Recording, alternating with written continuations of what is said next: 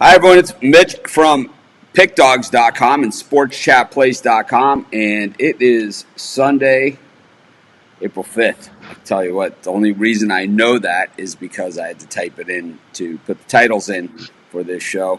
I couldn't even tell you what day it is, man. But I know if all goes according to plan, only 25 more days of the lockdown here in Maui. So I'll be back on the golf course, man. And I'll tell you what, a lot of, this is one of those rare times where it's like, what's something that used to do, 20 years ago, before, life changed and now it's like all of a sudden you have time to do it again. And for me, it's practicing golf, man. It's like I've been playing golf. I had quit for a very long time, for 20 something years.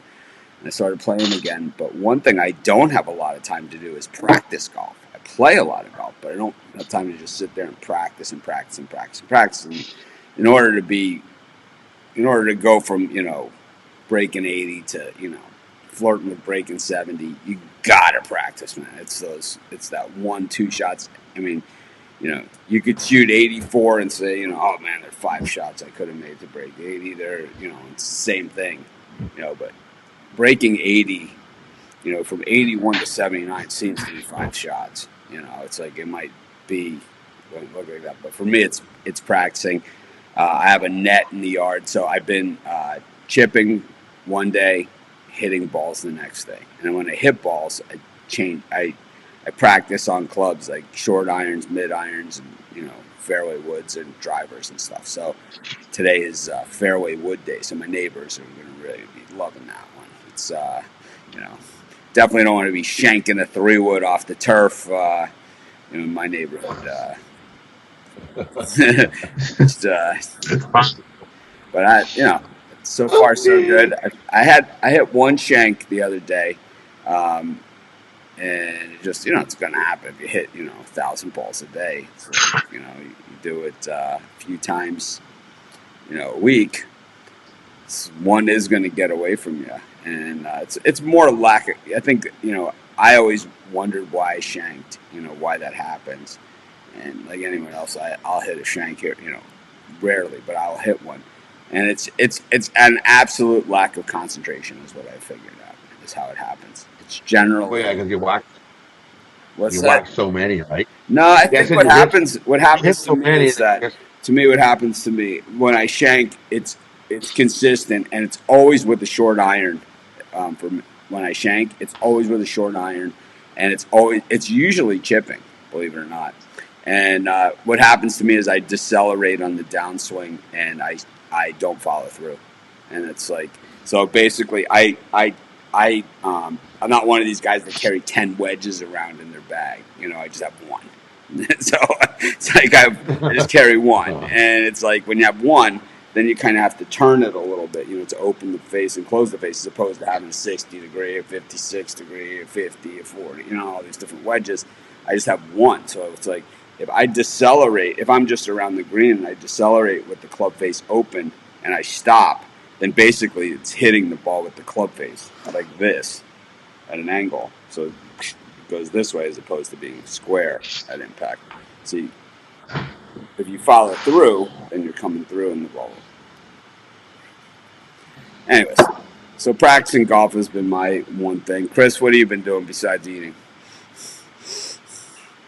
Wow. Well, I mean, I've been eating too. I mean, I don't mean just you.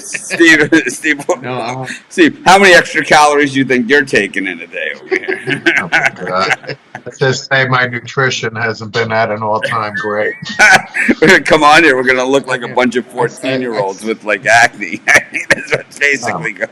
I'm going to age 15 years in the next month. We all know. I always tell people I'm in peak physical condition, but that's to go to the 4th of July hot dog contest. So that's no, it's just been a lot of family time, trying to just check in on everybody. We've actually got family that's stuck over in Italy right now, so it's a nerving time. But we're just trying to make the best of it. A lot of Netflix, a lot of board game nights when I'm not writing, so we're keeping busy. How about you, Rod? What have you been doing? Keep busy. Same thing. I got a couple dogs, a couple puppies. They keep me busy. So take them for walks. Run out to the field here. There's nobody around. Nice and quiet. Talking with my nephew. My nephew's on day 2 of his isolation. He just got the test. No word back yet. He might have the virus. So Why is he's it in just day he's 2? Where's he at? well well he's been in isolation at the my sister's acreage, but he popped out with some friends and now he's not feeling so good. So he went and got he's got the test and now he's just waiting for results. How about It you, takes Steve? 3 days or something. I mean, I'm getting bad news this past week. My nephew is 30. He actually a kid that was at our Christmas party, 30 years old, just got married, had a baby, and he went to the hospital this week and was sent home, and the kid died like 3 days ago. And then his mom actually just got it, and she passed away yesterday. Oh, So that's two brutal ones right there. And then a buddy of mine, he posted on Facebook. He showed me a picture of him at the hospital in Connecticut with a mask on. He's in the emergency room. And then another buddy of mine texted me his sister just got it. So, I'm in New Jersey, and it's, a hotbed, throughout the country. New York, New Jersey is one of the hotbeds. But, and I have another buddy who is fighting for his life. He's been in a coma for a week. So I don't want to be Debbie Downer, but, it's been impactful around here. So hopefully the bad news stops soon. Yeah, it's so I know here, it's one of the least amount, so it's hard to really grasp it fully. We only see what we see in the news. New York up to 3,568 deaths. I believe here in Maui we've had 2. So, in the state of Hawaii, there's been 3. We have 349 total cases, and yesterday we only had an increase of 2. So the social distancing and all that stuff seems to be really working here. We also don't have widespread testing, so we're going to guess that there are people out there that have it. But we consider ourselves very, very fortunate. But yeah, that's terrible. So it seems like New York, New Jersey are really the hotbed places. Michigan, California, and I've heard a lot. Obviously, there's news from Tom Dempsey passing away from it. Louisiana seems to be hit pretty hard as well, at least for the amount of people that they have. Like New York obviously is the most populated place and the highest concentration of people, so it'll make sense there. It doesn't help things, but anyways, change course, and we can only hope that things change sooner rather than later. But as we continue to hear this news, I'm a little less optimistic than I have been. Like I said it yesterday, and normally I'm the super optimist guy. I'm the guy who comes on at halftime when we're down by 25 points and still tries to find an angle on how we can salvage a win out of the game. But I don't see in this one. Originally, optimistically thinking mid-May and all that stuff, probably not going to happen. No. At this point. I can't see it happening at this point, like in mid-May. I just can't. But it seems that there'll be some alternatives. It'll be interesting to see what comes out of President Trump's talk yesterday with all of the commissioners and stuff. And, those of you that posted your church ceremonies in our Facebook groups, you're permanently banned. We don't allow religion, politics, anything outside of sports and sports betting. Maybe some of these funny things, we've been a little bit more flexible recently because of the environment. But and generally, if something is generally funny, and usually it will contain a sports fit person, we allow it. But a live church ceremony, I don't want to hear about it, man. About like, oh, I didn't know that you weren't allowed to do that. And it's like the rules are clearly posted, and that certainly is not okay in any way, shape, or form.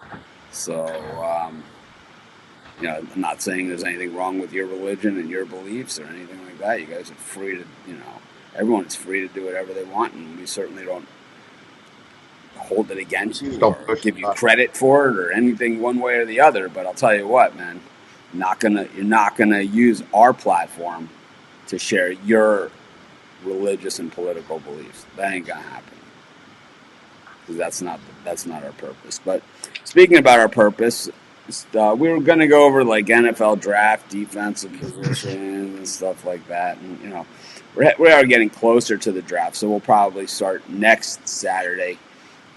Start with some, our own mock drafts. As things get closer, there will be still some trades out there that are going to happen and that are going to affect things. So we'll probably do an early mock draft next Saturday, and then another one the next Saturday. We'll just do mock draft Saturdays until the draft actually happens. Then we'll be with you live for the first round of the NFL draft, and hopefully it's a quick one. And we'll see if we're going to continue to stay with it. Guy in the bottom left. Are you alive? Look alive. So Truman Winningham is a big, what do you call it? He's a keyboard hero is what he is. He's a big talker, behind the keyboard, but let's see him sit in front of the camera and talk at all. Because he's a coward is what he is. We know that anyone that comes on to somebody else's show just to make negative comments, you're just a coward, man. You're nobody. What we're going to do is we're going to Google your Facebook page, and we're going to show your ugly kids on here is what we're going to do. We're going to rip them apart. We're going to see we're going to see who the slob is. Okay, Truman. That's what we're going to do. We're going to show your family. We're going to show everybody. But anyways, speaking of families, so I decided that we're going to go with what are the best NFL games that you've ever seen, and I think this is one of those topics that's going to be subjective all the way. Usually it contains your favorite team, usually it's the result that you were looking for, though mine doesn't have that. But Steve, Cowboy fan. I think I already know what your answer is, and I'm going with 1982 Miami Dolphins San Diego Chargers playoff game. I think that was, to me, was the most wildest game. The yards involved, Don Strock throwing for 429 of 43, 403. Dan Fouts 33 of 53, 433. The Kellen Winslow, 13 receptions, felt like death. The hook and lateral, Tony Nathan and great players in the game. Charlie Joyner and Chuck Muncie and on and on, And the comeback, by Miami in that game. And then, ultimately they lost 41-38. But, I was actually going to throw maybe the Super Bowl, the Rams and Titans up there. Well, no, you got more than one, so we're just going to go. All right, but I mean that's number one on my. So I'm with you on I'm with you on the Dolphins, Chargers. Absolutely, I was at that game. It was 24-3, and the Chiefs Titans game this year, I believe it was. It was a similar score, and I said the same thing. It was about the same point in the game when it happened too, midway through the second quarter. And I said, I was at a game that was this exact score at this exact point, and it didn't turn out exactly the way that the score looks now. And I was at that game, and I've been fortunate enough to be at some of the greatest games of all time, because they took place in the Orange Bowl Stadium. Some of them with the Dolphins and Hurricanes, and some of them, with other teams, just the Orange Bowl game or Super Bowls or whatever the case may be. So, I was fortunate in that respect, but that game was certainly a special one. The Dolphins didn't win the game. They certainly had their chances, but, I thought that that game kind of had everything. It had the blocked field goals. It had the catches. It had the comeback. It had the stories, and it had, the hook and lateral play, which I'd felt the Orange Bowl shake before. And I'd never felt it shake like that when right before the half, Daryl Harris, Tony Nathan, on a hook and lateral that, sent the game tied at halftime to the locker room. And, as a Dolphin fan, a Hurricane fan, and someone that basically grew up in the Orange Bowl, and we talked about why we love sports and how we love sports and all that stuff the other day, when they took down the old Orange Bowl, no one was happy about it, right? I mean, the thing is like, we can't have the old Orange Bowl. We're going to build it. And the fact that they built the baseball stadium on the same site is horrific, right? I mean, that's just like the big slap in the face is that they couldn't, rebuild the Orange Bowl there. Instead, they built this baseball stadium that nobody goes to, right? But the one thing about the Orange Bowl that you have to remember is that, for those of us that loved it, because they didn't have replay screens. They didn't have, the stadium, the PA announcer was like, it was terrible. But you went there to watch the game, and I'll tell you, people there it wasn't, fashion show. It wasn't like, you weren't going to get sushi there. It was like you went there to watch the game, and, they hit it once with a wrecking ball, and the whole thing fell to the ground. So that's, that's all I know is they hit it once, and the whole thing's wrong. So I know that it always felt like it was going to collapse. That's for sure. But I was at that game, and if you ever see that game on TV, where they always show greatest games, they'll show the highlights. Joe Rose catches a pass in the open end zone, and I'm standing right there with my three friends. We're all standing right in the corner of the end zone when Joe Rose catches the pass. You can see us on TV, clear as day. But, Chris, how about you? What's the best NFL game you've ever seen? For me, the one that sticks out the most for me, the 2010 NFC wildcard game, the Saints and the Seahawks, and the beast mode game from Marshawn Lynch. Everyone remembers the run where he grabbed Tracy Porter and basically shoved him about 10 yards in front of him and then ran past him. But I think people forget that was still a pretty good game. 41-36, Drew Brees threw for over 400 yards. Marshawn Lynch ran for 130 and a touchdown. The touchdown obviously being the beast mode run, but that game sticks out for me just because I just remember being in a room full of Saints fans next to the guy wearing the Seahawks jersey. And getting beers thrown, just getting red cups full of beer thrown at him as soon as Marshawn Lynch throws Tracy Porter to the side, and it was just a game that always sticks with me, at least. How about you, Rod? What's on your list? We're going to go around a few times, so we got plenty of games here. Game I remember the most that really sticks in my mind is Warren Moon, January 3rd, 1993, in Buffalo. Houston Oilers are up. 35-3? I got that one on my list, too. 35-3, they're way up. Warren Moon, of course, ex-Eskimo for me. I watched them growing up. I was all rooting for Houston. I wasn't a Buffalo fan. I live Western Canada. Buffalo? I hate Buffalo. So watching that game, and I'm going, no. Okay, that's only one touchdown. Oh, they're getting closer. Come on, don't choke this away. That was me screaming at the TV and hooting all. How much of that one do you think was choking it away, and how much of it do you think was the Bills just really wanting it? Because the amazing thing is about the Bills team is that in that game, to me, they really wanted it. And it's like you had Frank Reich instead of Jim Kelly in the game, but you still had Thurman Thomas and Andre Reed and Bruce Smith. And I mean, this Bills team was stacked. I mean, they're stacked. They're all Hall of Famers, right, from that Bills team. But it's like in a game like that, they really want it. And then, against the Cowboys in the Super Bowl, it's like 59-3 at halftime. It's like, which one is it? The Bills only came close, in one Super Bowl, and that's might be someone's on this list, but right. But he just kept telling them. He's like, "Hey, we're not dead yet. Let's go. Come on, one game, one play at a time. Let's keep going." I think if Kelly was in, I don't think they come back. I mean, I've seen if we were in college games, greatest college games. I was at the other Frank Reich game, 41-3 when he came back against, in hindsight, a Miami team that gave up a ton of points that season in the last few games of the year. But that was the year of the Flutie game.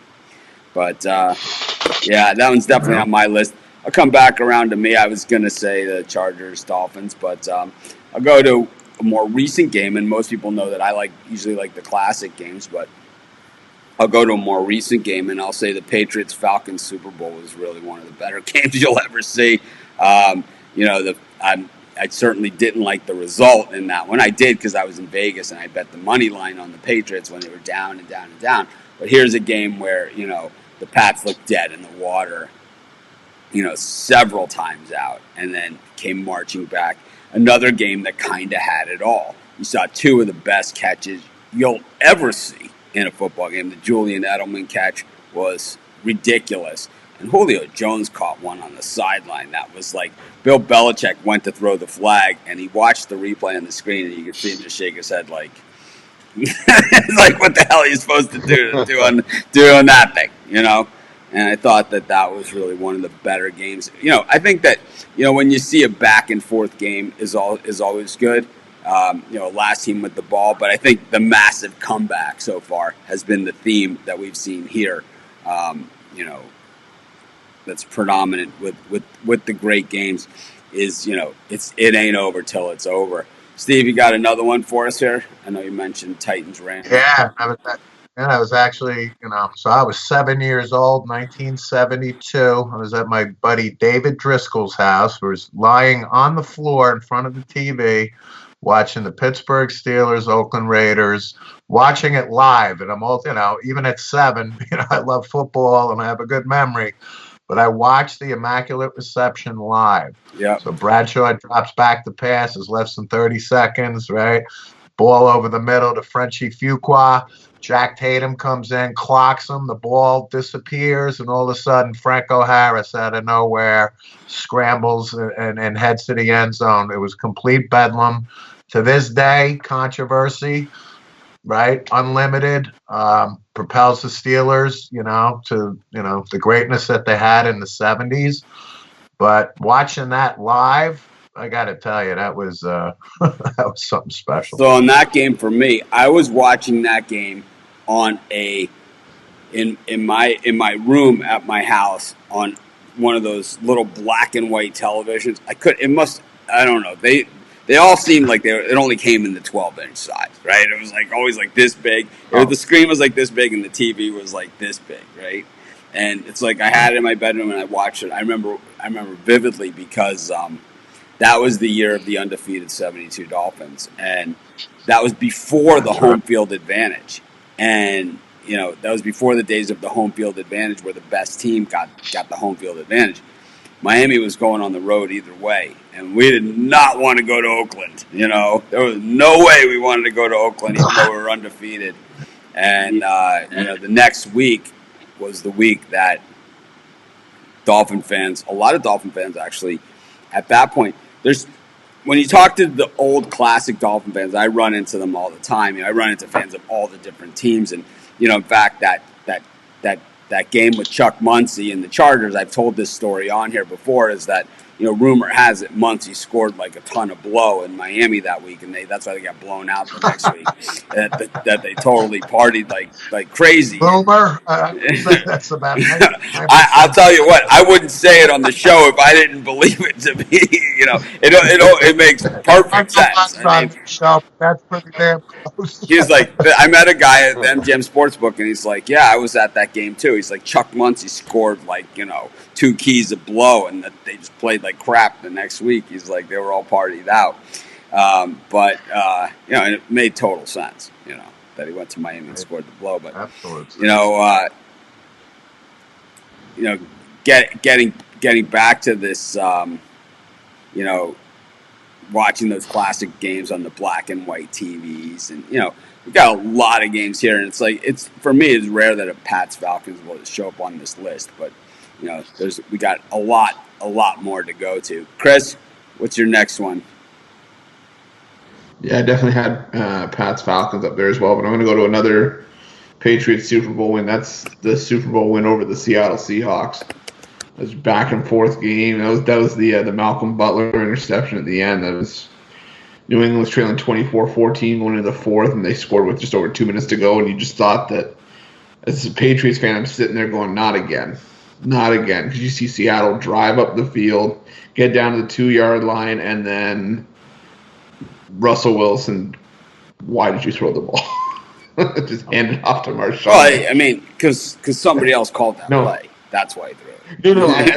But that was the narrative, like the conversation, of course, of the people that I was sitting with. But it was just like that one always sticks out with me too. It's not because of the play call. It's just a hell of a game. It came down to that final drive, and someone was going to win, someone was going to lose, and thankfully New England won the game. How about you, Rod? What's up next for you? For me, one that I really remember, same year, 93, well, I won $680 because of the Leon kicking the field goal, and that Leon Lett and stumbling, bumbling in the snow there in Dallas, and he kicked the ball right in the end zone, and Miami jumped Thanksgiving out and Day. Touchdown.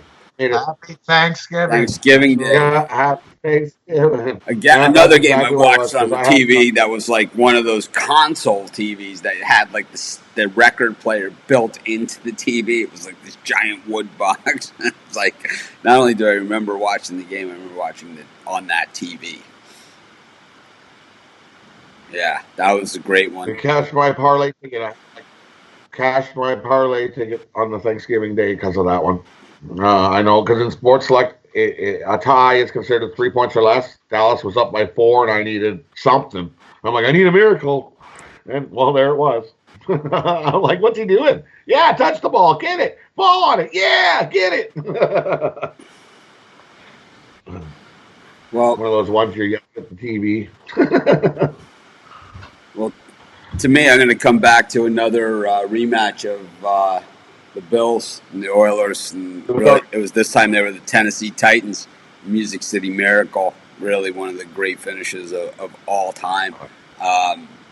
Here's one that I don't care who you are, there's no way you saw this coming, and I think that's what made it special. They did kind of a squib kick, and here is your tight end, receiving the kickoff, throws it across the field, and the guy runs it all the way for the touchdown and the win.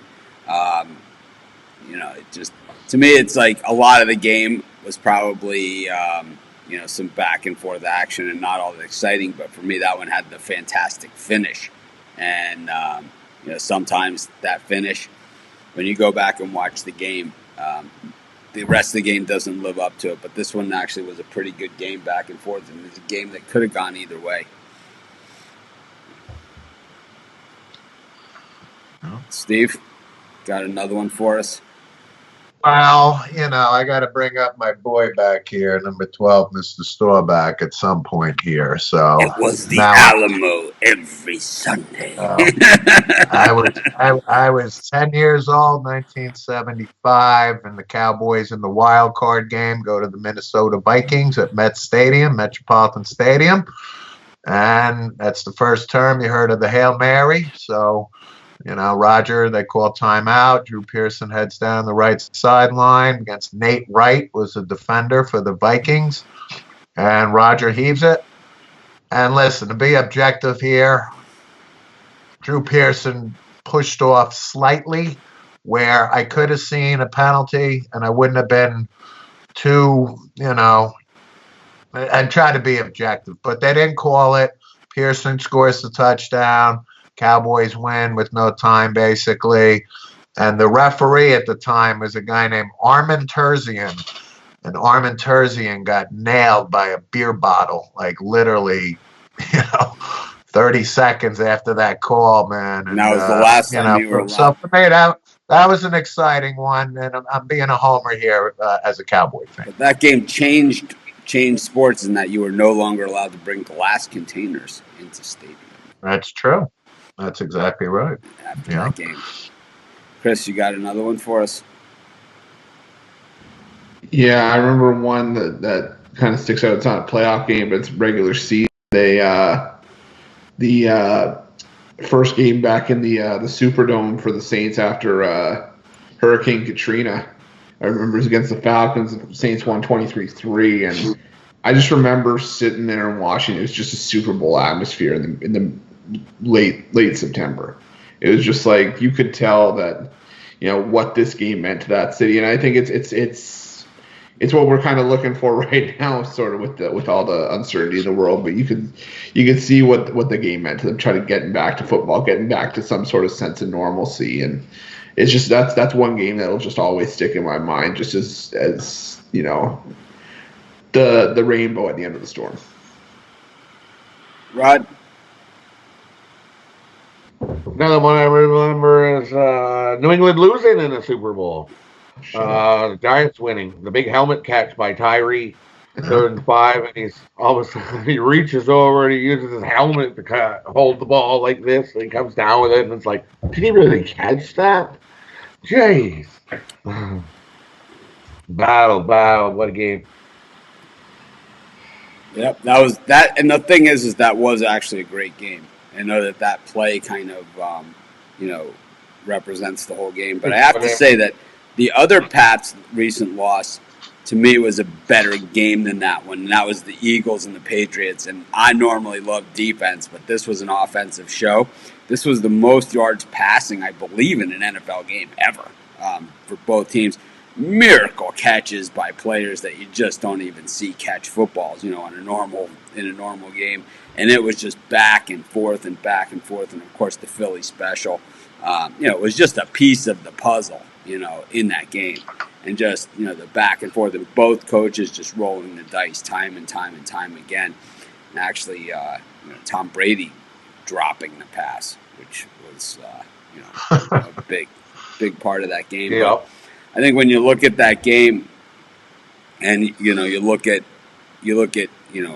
a back and forth slugfest, in the last team with the ball type game, that was the ultimate of those games, and it was for the Super Bowl. And, I mean, when you see Clemens catch a ball like that in the end zone, it was like game on. It was like, and it's like this is the type of catch that if Julio Jones catches in the end zone, or DeAndre Hopkins or someone like that, you're kind of like, that's a routine catch for those guys. But Clemens is catching this pass. Corey Clemens is catching these. It's like this is serious business. It's like who's going to stop who? Yeah. And the Eagles, of course, that year underdogs in every playoff game and won the whole thing. So we'll go through one more time. Steve, anything else for us? I know there's so many good games. That's like I got them written down here. Again, I got to stick with my Dallas Cowboys. So I gave you a positive for me, and now I'm going to give you my biggest negative. So the catch by Dwight Clark. I got it on my list here. Montana. Right? I mean, it was inevitable. I remember watching, in the fourth quarter. Danny White was the quarterback for the Cowboys. But you just felt the momentum. You felt this special thing, coming together with the Niners, right? And then once, Montana rolled right, Dwight Clark catching that ball. I was devastated, I think I was 15 maybe at that point. To me, that was my hardest Cowboy loss, I think. It was the toughest one for me.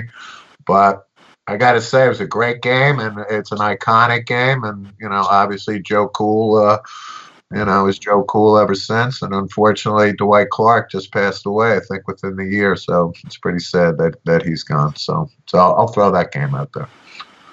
Chris? Yeah. I think one of the first Monday Night Football games I watched with friends was 2000 Miami Dolphins against the Jets, where the Jets were down by 20 plus points. I think they were down by 23 going into the fourth.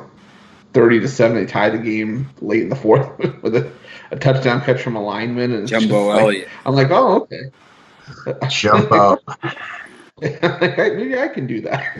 Not the fleece for the smallest kid in the world when I was 9 years old, but yeah, no, that, and then the Jets kicking the winner in overtime. That's just a game that stuck out with me from my childhood. Rod, one more. One more. The Super Bowl Pittsburgh won in Detroit when the bus. I love that guy. He's just a beast. Just give him the ball and he'd run.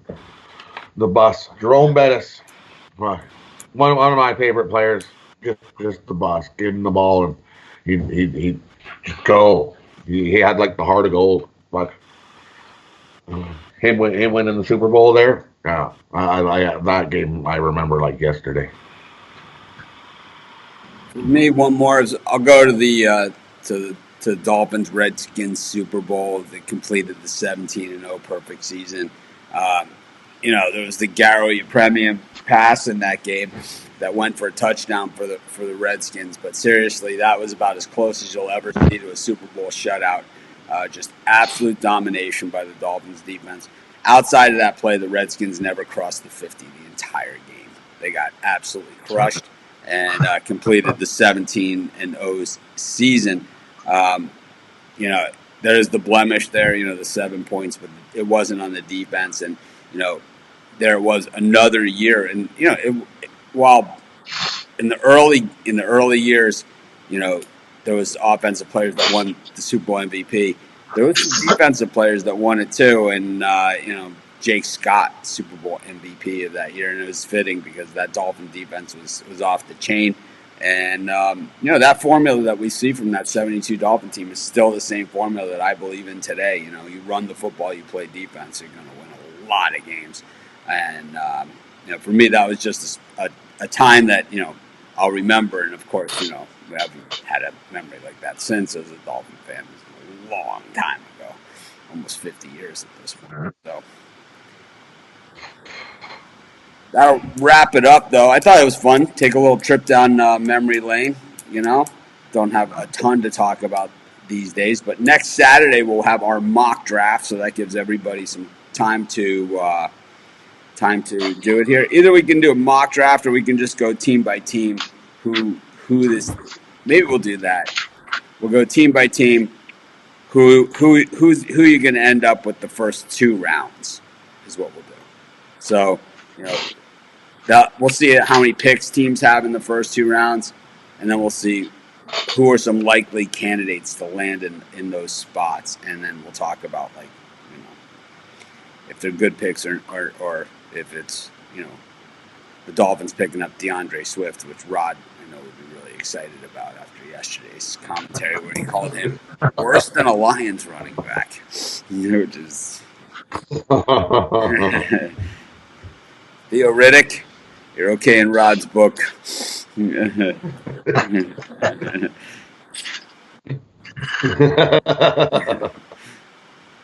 It's like the Lions, they had the best running back, and then it was kind of like they got the curse, it's like. Oh, God. They haven't had a good running back since Steve Owens. Barry Sanders. Barry Sanders. I know, but you know what I mean. He's special. He doesn't count. We got one. We're good. Yeah, we'll have to also come up with another topic for like greatest plays of all time, or as well, stuff like that. We'll have to come up with some of these other shows. We're definitely thin on material these days, but we're just going to keep showing up. Yep. And we'll just keep showing up every day, and over at Sports Chat Play Some Pick Dogs, continue to do previews and all kinds of stuff. Sim picks. Chris, what's on the card for today? Today, as of right now, there's 4 games. So Steve, these are Madden 2K games that they play on a simulated basis, and it's the rosters are the starting rosters of last year. So like at the beginning of the season, like so Ben Roethlisberger would be healthy, and I got you. I understand. go. So 1:00. Atlanta at Tampa Bay. Atlanta -1.5. Over under 57. Dun-dun. I'm going to have to go with the Falcons in this one. I really, heading into the season, I kind of thought that the Falcons were going to be a lot better team than what they were. I thought that the Falcons heading into last season, kind of the year before, they had so many injuries. I remember talking about it on the show. They had so many injuries, and it was like this year they were going to be healthy. So I think a healthy Falcons squad beats the Bucs. I like the over 2 interceptions for Jameis Winston, if that's a prop bet there as well. Steve, who you like there? Yeah, I'll go with Atlanta too here. Rod? I gotta go. Who's Atlanta playing again? Bucks. 1.5. Bucks. Give me the Bucks. Ugh. Jameis Winston. That's how you know it's a good video game. Even in a video game, Jameis Winston's a liability throwing the football. I'm gonna throw 30 interceptions. And I'll go on the Falcons as well. I don't like Jameis Winston. Video game or reality. What do we got? Where do you think he's gonna wind up? All kidding aside, what team do you think would take a flyer on Jameis Winston? Do you have any idea? I think the Panthers do. I think that any team that's had trouble with backup QBs, anyone that's had like real struggle with their starters staying healthy, why not the Titans? Maybe. You got Ryan Tannehill, Maybe the Jameis Eagles. Winston. The Jets are certainly viable candidates. Oh, you're right. Silly me for not thinking of the Jets taking a flight. It's like you have two pieces of the puzzle here. It's like whose quarterback gets injured all the time that they really could use the help. So Pittsburgh, right? And then the other one is so Pittsburgh is a good spot for him too, but they don't love the free agent game. If they can probably get him on the cheap, they take him. And then the other one is like whose ego is big enough to think that they could fix this guy when Bruce Arians couldn't, and that's Gase. There's only one guy with an ego. If we're talking about teams that can't keep a quarterback healthy, what about Philadelphia? Oh, and there's the ego also. We got Doug Peterson, so yeah, major ego guy. Yeah, I'd like to see him in Indy behind Phil Rivers. I think that he's a similar quarterback to Phil Rivers. I think he would be a good compliment. So 4:00, Saints at the Vikings. Vikings -1.5. Over under 55.5. So this would be a rematch of the Diggs game. Is what this would actually be. The Minnesota Miracle. Yeah. So I think that the Saints kind of dominated that game most of the way, and the Vikings got them at the end. Man. Video games love guys like Kamara, and they love guys like Drew Brees. Oh, man, I will say this: the Saints have the highest scoring offense in the game. They're not, I think 92 overall, and a lot of these simulated games have been offensive based. Yeah. So I would take the free point with the Saints. Yeah, I'm gonna take the Saints here too. I just think that like you said, most of these simulated games they seem to be high scoring. You don't get any 14-10, this is Elijah Pitts for 2. You don't get it. Yeah, no. Give me the Saints money line and over 55. Steve? Saints Vikings. Yeah, I mean, the rematch, so I would say the Saints. I'd go with the Saints, especially after what happened with Diggs months before. 7:00, Seahawks at Packers. Seahawks -2.5, over under 56.5, and the game's going to be played in the snow. Simulated snow. It's predetermined they're playing it in the snow. I like the Seahawks in this one. I just think that when you look at the Packers on paper, they got nothing.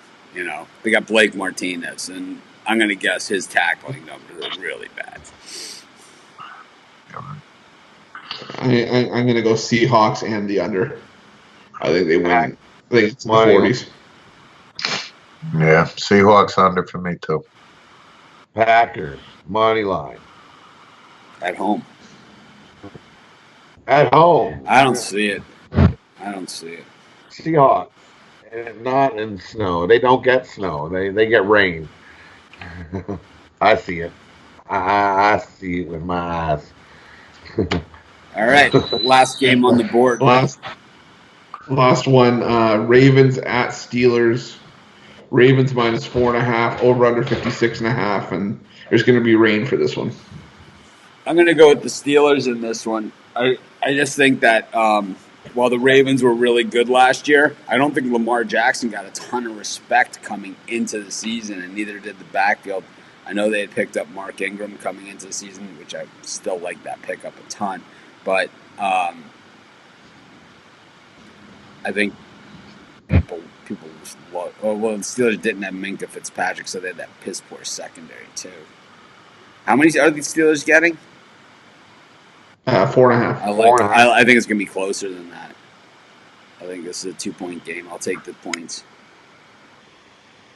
Yeah, I like the Steelers plus 4.5 too. It's always this rivalry has always been like a 3-point. Who kicks the field goal at the end wins.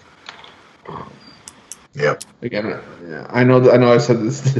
These simulations are offensive based, but I think this one's going to be a lower scoring game, so I'm taking the under. But I mean, you talk about no respect for Lamar Jackson. He's got a 93 speed rating, 94 acceleration, 94 agility, but he's still a 76 overall. Yeah, because Yep. 76. right? His passing's not the same. And the thing for Baltimore is that Mark Ingram's the highest offensive rated skill player. He's an 86, but all of their best players are on defense. So that's where Baltimore's been doing their damage. Here, I got two for you. They different bookie started putting some college hoops, doing some college hoop sim. So I got 2 games here for you. We got College hoops in. Virginia at Gonzaga. Gonzaga favored minus 8.5. Oh, it's a tough one because Virginia will have lost a lot of guys from that national championship team, so they wouldn't be thought of as much. They still have Kihei Clark. They still have some good defense. And the Zags, I mean, pretty loaded. They score a ton of points. These are offensive-based games. I think Gonzaga wins by 10. Yeah, I think so too. I think you gotta take the Zags there. And simulated in real life, I think it would be a 4-point game. Yeah. Either way. Yeah, if we're talking the simulation, I think Gonzaga wins by double digits. Yeah, it goes Gonzaga too. And one more, you got Washington at Louisville. Louisville minus 5. Louisville all day. I think that Louisville. I think they could have won the national championship this year. If Chris Mack somehow didn't make it to the game, they'd have a really good. Yeah, no, Louisville for me too. That's Louisville. That's a layup. Yeah, Washington, they got the win over Baylor early in the season, and then they just disappeared. Because it's funny because you've got we get what we get in Canada, and then